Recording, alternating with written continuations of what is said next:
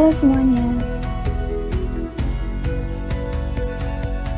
Untuk materi yang pertama, kita akan membahas mengenai faktor yang mempengaruhi penerimaan hulu migas. Faktor yang mempengaruhi penerimaan hulu migas ada 4 komponen. Yang pertama, lifting, yang kedua, ICP, yang ketiga, kurs, dan yang keempat, cost recovery. Untuk lebih jelasnya, kita akan membahas satu persatu. Yang pertama adalah lifting. Lifting merupakan bagian dari volume produksi yang siap untuk dijual atau siap dibagi hasilkan antara pemerintah dan kontraktor. Lifting berbeda dengan produksi. Kalau produksi merupakan volume pada sumur-sumur minyak dan gas bumi yang belum diangkat dan belum siap untuk dijual. Sementara yang dihitung dalam APBN adalah volume minyak dan gas yang siap untuk dijual. Yang selanjutnya adalah ICP atau Indonesia Crude Price atau harga minyak Indonesia. ICP ini perhitungannya dilakukan setiap bulan dan ada formula berdasarkan peraturan yang dikeluarkan oleh Kementerian ESDM. Perhitungan ICP ini sendiri dilakukan lebih dari 50 jenis minyak mentah yang ada di Indonesia. Ada 8 jenis minyak mentah utama di Indonesia, di mana harga minyak utama ini menjadi acuan harga minyak di bawahnya. Yang ketiga adalah kurs.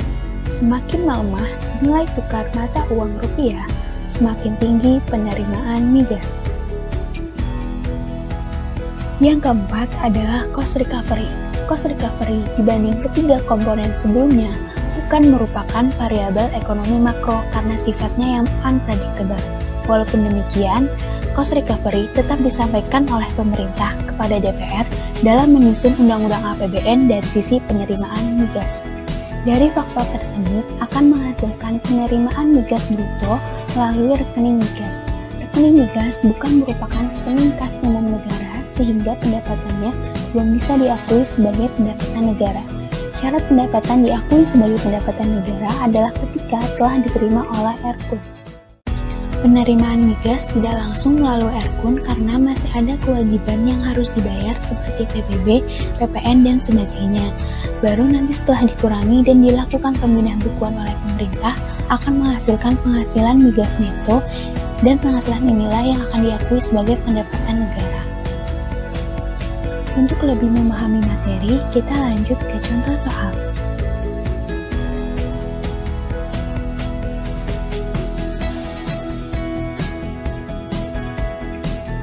Berikut ini bukan merupakan variabel yang digunakan secara ofisial dalam asumsi ekonomi makro untuk penyusunan target NBP/SDA migas dalam era APBN. A. Indonesian Crude Price, B. Lifting minyak bumi, C. Cost recovery, D. Nilai tukar. Jawabannya adalah C. Cost recovery, karena sifatnya unpredictable menyesuaikan antara kontrak kerjasama antara pemerintah dan kontraktor. Hai, untuk materi yang kedua, kita akan membahas mengenai model kontrak migas. Model kontrak migas ada 3 jenis. Apa saja ya?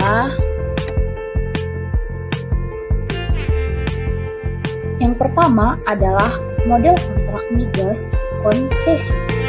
Yang kedua, model service kontrak. Dan yang ketiga, model PSC.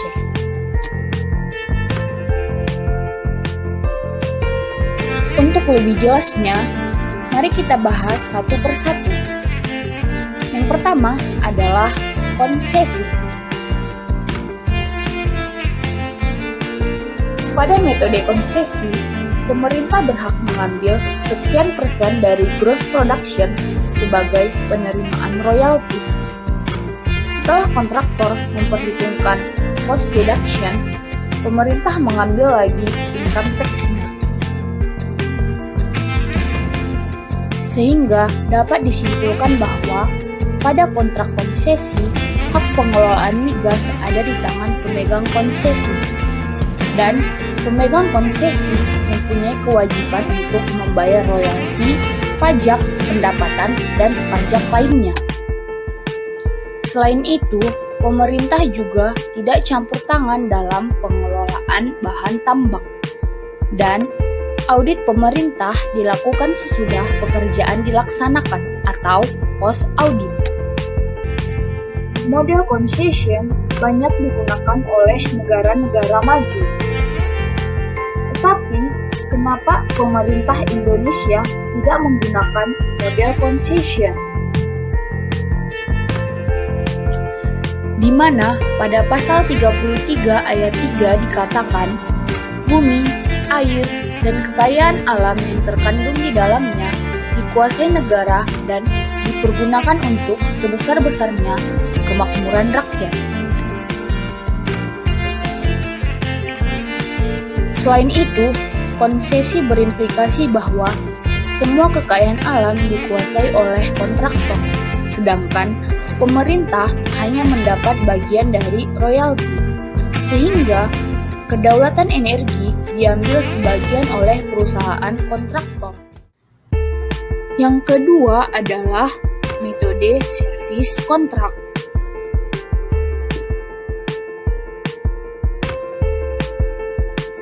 Untuk metode service kontrak, pengelolanya adalah pemerintah. Kemudian, pemerintah menunjuk kontraktor. Setelah itu, pemerintah membayar service fee kepada kontraktor.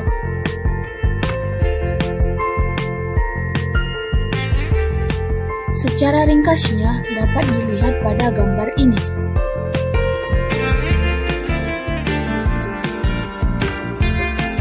Metode service kontrak sudah sesuai dengan Undang-Undang Dasar, yaitu kedaulatan berada di tangan pemerintah. Tetapi, akan selalu ada uang yang keluar, meskipun misalkan sumurnya kering.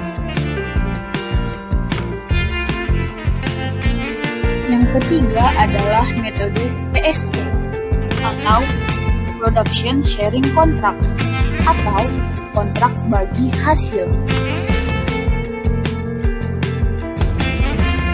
Pada PSC, pemerintah menerima royalti berupa FTP. Kemudian, pemerintah mengganti cost recovery kepada kontraktor apabila kontraktor berhasil menemukan sumur migas komersil.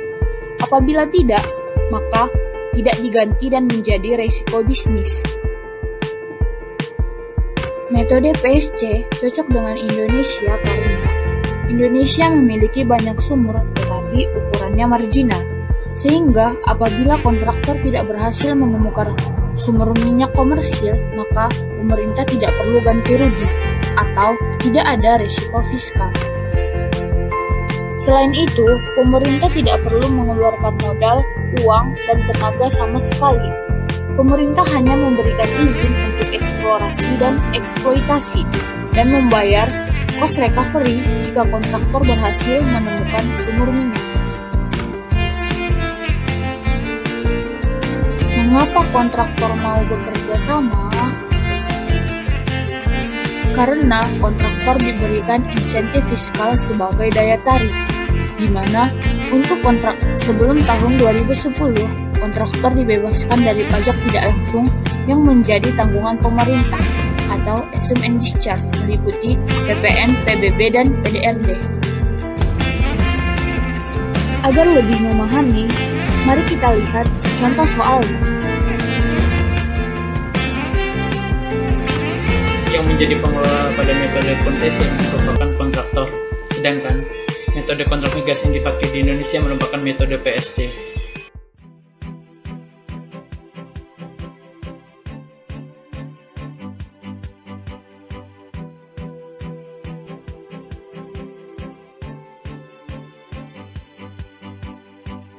PSC konvensional merupakan bentuk kerjasama antara kontraktor dengan SKK Migas yang memiliki alur bagi hasil yang berjenjang dan dianut hingga tahun 2017.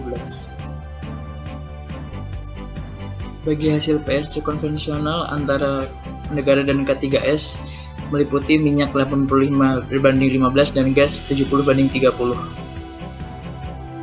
Berikut merupakan bagian bagi hasil antara kontraktor dengan SKK Migas dalam metode PSC konvensional. Nah, dari skema bagi hasil di atas, sekarang kita akan bahas satu-satu. Kita mulai dari bagian yang pertama, bagian yang atas. Nah, bagian yang pertama ini kita awali dari gross revenue. Gross revenue ini merupakan hasil operasi dari K3S itu sendiri, yakni hasil penggilingan minyak yang telah dilakukannya. Lalu untuk mencapai net operating income atau equity to be split, gross revenue ini akan dikurangi oleh dua hal. Yang pertama adalah FTP atau First Tranche Petroleum. FTP ini hanya berlaku untuk penggilingan minyak bumi. FTP ini terbagi menjadi dua jenis, yakni shareable FTP dan 100% government. Untuk yang 100% government berarti 100% biaya FTP-nya untuk pemerintah, sedangkan kalau shareable FTP ini dibagi hasil persentasenya sesuai dengan kontrak kerjasama antara pemerintah dan kontraktor. Nah, pengurangan yang kedua ini disebut dengan cost recovery. Cost recovery ini merupakan penggantian biaya yang dilakukan oleh pemerintah kepada K3S atas biaya yang telah dikeluarkan di awal. Biaya yang telah dikeluarkan di awal ini maksudnya adalah biaya eksplorasi yang dilakukan oleh K3S terkait dengan eksplorasi sumur minyak di Indonesia. Setelah dikurangin dengan FTP dan cost recovery, gross revenue akan memperoleh equity to be split yang siap dibagi hasil antara pemerintah dan K3S. Nah, setelah kita dapat equity to be split, sekarang kita akan bahas pendapatan dari masing-masing pihak. Kita mulai yang pertama dari bagian K3S. Nah, setelah kita memperoleh ETS dari penjelasan sebelumnya, kita sekarang akan fokus ke bagian kontraktor terlebih dahulu. Persentase yang dimiliki kontraktor ini merupakan hasil kerjasama atau yang tertuang dalam kontrak antara K3S dengan pemerintah sebesar 28,8462%. Nah, untuk mendapatkan bagian kontraktor yang benar-benar dimilikinya atau disebut neto, kontraktor gross ini akan dipotong dengan PPh migas sebesar 48%. 48% ini terlihat besar, tapi ini merupakan tarif efektif dari gabungan dua PPh. Yang pertama adalah PPh 25 sebesar 35%, dan yang kedua adalah PPh 26 sebesar 20%. Nah, setelah mendapatkan bagian kontraktor neto, maka selesailah sudah kewajiban kontraktor dalam PSC konvensional ini. Sebagai tambahannya, dari bagian neto sebesar 15% ini, 25%-nya itu akan diwajibkan oleh pemerintah untuk dikirimkan kepada Pertamina. Nah, 25% ini akan disebut sebagai Domestic Market Obligation atau DMO minyak bumi K3S. Nah, setelah melihat bagian K3S tadi, sekarang kita akan beralih ke bagian pemerintah. Bagian pemerintah ini secara garis besar dibagi menjadi dua. Yang pertama, berasal dari persentase ETS dan juga persentase FTP. Keduanya akan menghasilkan 71,1538%. Kedua, bagian dari perpajakan. Pajakan ini merupakan PPh migas yang telah dipotong dari K3S sebesar 48% dan menghasilkan persentase 13,8462. Kedua bagian ini akan menghasilkan total government share sebesar 85%. Government share ini tidak serta-merta dapat dijadikan sebagai PNBP SKK Migas. 85% ini akan dikurangi dengan assume and discharge terlebih dahulu.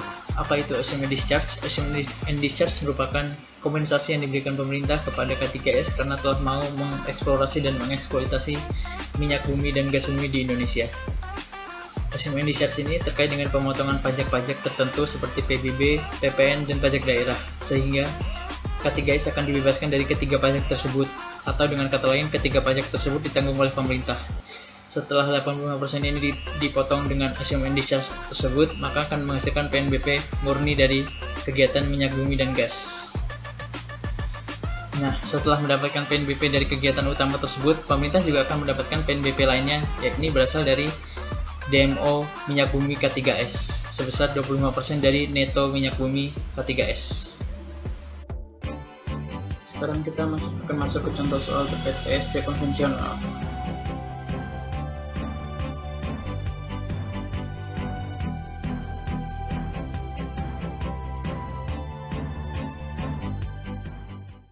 Nah, sekarang kita masuk ke pembahasan soal. Bisa dilihat di soal ini udah diketahui gross revenue, FTP, dan juga cost recovery-nya. Berarti buat mencari ETS kita tinggal mengurangkan gross revenue ini 15.400.000 dikurangkan dengan FTP dan juga cost recovery, sehingga didapatkan equity to be split sebesar $5.820.000. Nah, setelah mendapatkan equity to be split, selanjutnya kita harus mengetahui berapa sih government share kita. Nah, untuk mengetahui government share, kita tinggal mengalihkan persentase ini 72% dengan FTP dan juga ETS. FTP-nya tadi 3.080.000 dan juga ETS-nya 5.820.000, sehingga didapatkan $6.408.000. Nah, apakah $6.408.000 ini semuanya bisa dijadikan sebagai PSDA migas? Belum, karena masih ada kewajiban pemerintah di sektor migas atau biasa kita sebut assume and discharge.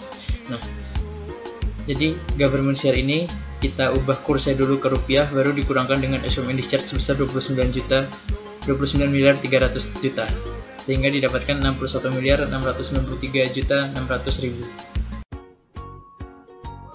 Halo teman-teman, untuk topik selanjutnya kita akan membahas skema bisnis baru di industri hulu minyak dan gas bumi atau migas, yaitu PSC Growth Split. Disebut sebagai skema bisnis baru, tentu pertanyaan yang pertama muncul adalah, sejak kapan skema PSC Growth Split ini mulai berlaku?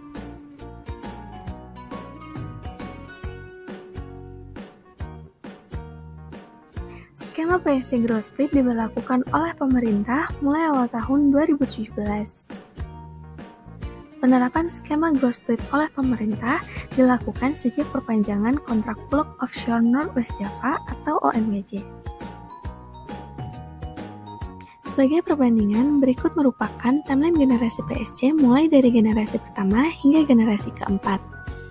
PSC generasi pertama diberlakukan dengan pembatasan cost recovery sebesar 40%, bagian bersih kontraktor 35%, dan DMO tanpa grace period. Pada PSC generasi kedua, tidak ada pembatasan cost recovery, bagian bersih kontraktor sebesar 15%, investment credit sebesar 20%, dan DMO dengan harga pasar untuk 5 tahun.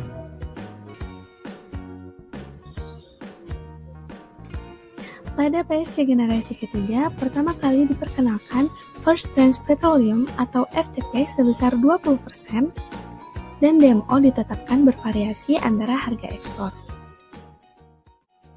PSC generasi keempat atau PSC generasi terakhir adalah yang berlaku hingga saat ini, yaitu yang akan kita bahas dalam topik selanjutnya, skema PSC Growth Split. Sebelum mengupas tentang PSC Growth Split, kita akan membahas perbedaan antara PSC Cost Recovery dengan PSC Growth Split. Perbedaan yang pertama adalah Cost Recovery. Pada PSC Cost Recovery, risiko aktivitas produksi ditanggung oleh pemerintah. Sedangkan pada PSC Growth Split, risiko aktivitas produksi ditanggung oleh kontraktor. Perbedaan yang kedua adalah baseline. Pada PSC Cost Recovery, negara akan menerima 85% dari bagi hasil minyak dan 70% dari bagi hasil gas, sedangkan kontraktor akan menerima 15% dari bagi hasil minyak dan 30% dari bagi hasil gas. Pada PSC Growth Split, negara akan menerima 57% dari bagi hasil minyak dan 52% dari bagi hasil gas, sedangkan kontraktor akan menerima 43% dari bagi hasil minyak dan 48% dari bagi hasil gas. Perbedaan yang ketiga adalah pajak. Pada PSC Cost Recovery, bagian negara telah mengakumulasikan besaran PPh badan di tahun kontrak atau yang kita kenal sebagai prinsip gross up. Sedangkan pada PSC Growth Split, bagian negara di luar pendapatan dari PPh badan kontraktor. Berikut adalah beberapa perbandingan antara PSC Cost Recovery dengan PSC Growth Split yang dikutip dari Buletin Teknis SKK Migas edisi 74 Juni 2019. Nah, sekarang kita akan mengupas tentang PSC Growth Split. Akan ada 3 topik pembahasan yang akan kita bahas. Yang pertama, penerapan PSC Growth Split. Yang kedua, bagi hasil atau baseline. Yang ketiga, pola atau bagan penerimaan minyak bumi. Topik bahasan yang pertama yaitu penerapan PSC Growth Split. PSC Growth Split diterapkan bagi kontrak baru dan juga bagi kontrak perpanjangan. Namun, bagi kontrak baru akan bersifat wajib, sedangkan bagi kontrak perpanjangan akan bersifat opsi. Yang artinya, untuk kontrak baru akan secara otomatis menerapkan PSC Growth Split. Sedangkan untuk kontrak lama yang bersifat perpanjangan, pemerintah akan memberikan opsi bagi kontraktor KKS jika ingin memilih PSC konvensional ataupun Growth Split. Topik bahasan yang kedua adalah bagi hasil atau baseline. Untuk minyak bumi, rasio bagi hasil bagi negara dan kontraktor adalah sebesar 57% banding 43%. Sedangkan untuk gas bumi, perbandingannya adalah 52% banding 48%. Lalu, apakah ada ketentuan lain untuk rasio bagi hasil antara negara dengan kontraktor pada PSC Growth Split ini? Rasio bagi hasil PSC Growth Split tidak selalu mutlak. Akan ada split tambahan kepada kontraktor KKS jika ditemukan variable split atau progressive split. Misalnya untuk variable split, kontraktor KKS akan mendapatkan tambahan split jika wilayah kerjanya memiliki tingkat kesukaran yang besar, atau mendapatkan tambahan split jika presentasi penggunaan komponen lokal lebih besar. Adapun jika terpengaruh oleh komponen progressive split, misalnya kontraktor KKS akan mendapatkan insentif jika harga minyak turun, dan sebaliknya pemerintah akan mendapatkan tambahan bagi hasil jika harga minyak naik. Pasti teman-teman bertanya-tanya, apa saja yang termasuk dalam variable split dan progressive split? Nah, kita akan membahasnya pada slide berikut ini.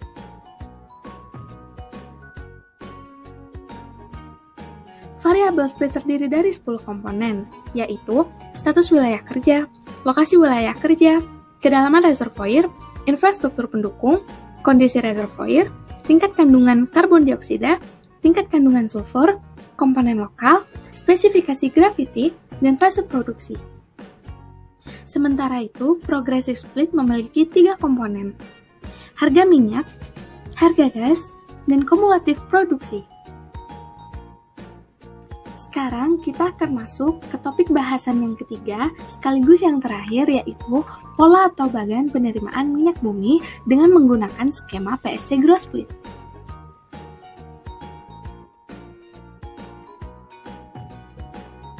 Bagan ini menunjukkan pola penerimaan minyak dengan skema PSC Growth Split.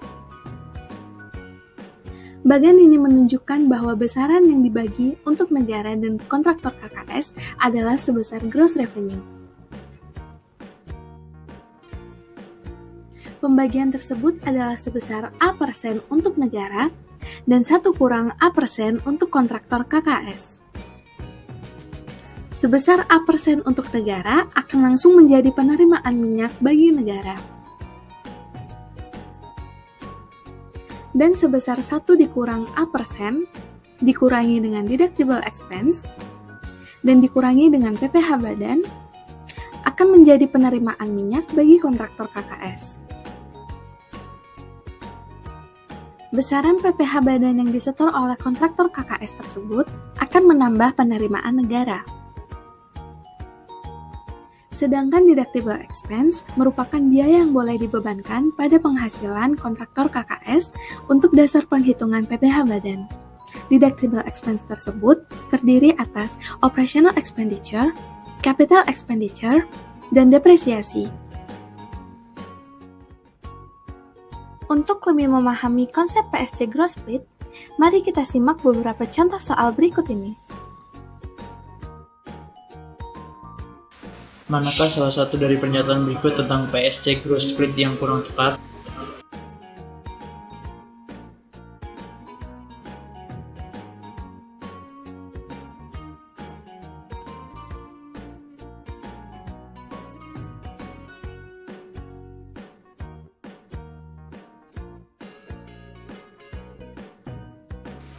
Jawaban yang benar adalah D.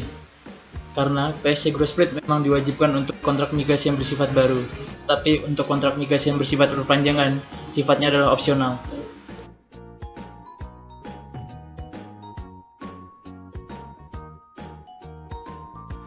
Soal berikutnya sama seperti PSC konvensional, yakni menghitung ETS, Government Shares, dan PNBP-SD Migas dengan persentase 56 berbanding 44 dengan PSC Gross Split.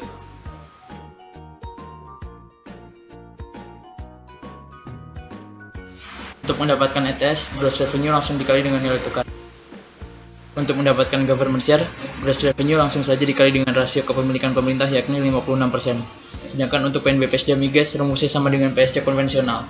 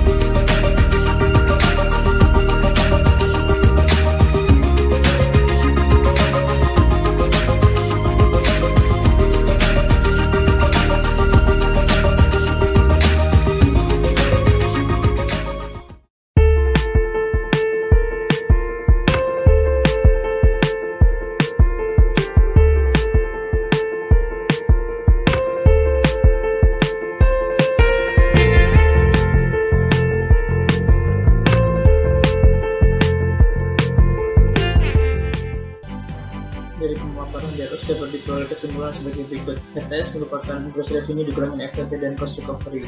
Sedangkan government shares merupakan bagian persentase dari FTP dan juga ETS. Dan untuk mendapatkan PNBP-SD Migas, government shares harus dikurangi dengan assume and discharge.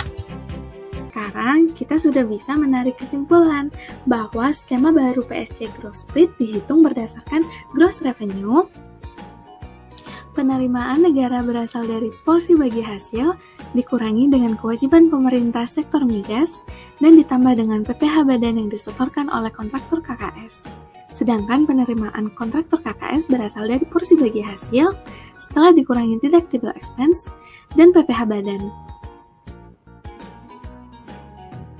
Nah, itu dia teman-teman tentang konsepsi migas mulai dari faktor, hak dan kewajiban pemerintah, metode, hingga prinsip dasar PSC konvensional dan PSC Gross Split. Semoga dapat menambah wawasan kita semua ya. Terima kasih sudah menonton. Jangan lupa like, komen, subscribe, dan share ke teman-teman di semua sosial media agar dapat saling berbagi manfaat. Sampai jumpa lagi teman-teman. Terima kasih.